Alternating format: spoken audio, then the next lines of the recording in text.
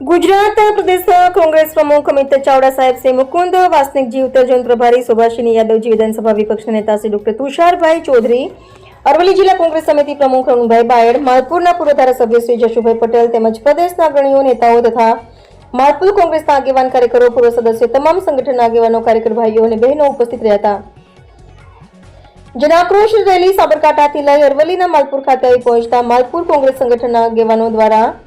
આવેલ મહેમાનોનું ફુલાર અને ચાદર ઓઢાડી સન્માનિત કરવામાં આવ્યા હતા. આ રેલીનો મુખ્ય ઉદ્દેશ્ય જન સુધી જનજાગૃતિ અને મુખ્યત્વે તમામ ગુજરાતમાં દારૂબંધી, જુગારબંધી, ભ્રષ્ટાચાર, નાબૂદી, બુટલેગરોને અટકાવવાનો છે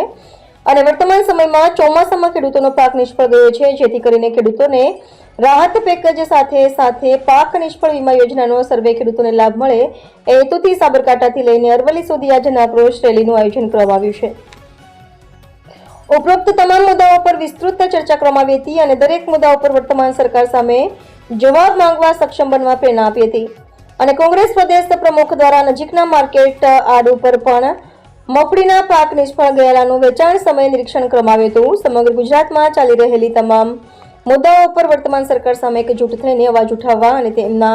દ્વારા સાંસદ ભવન સુધી અંગેની રજૂઆત કરવા માટે પણ જણાવ્યું હતું. અરવલ્લીથી રમણભાઈ એસ ખાંટ.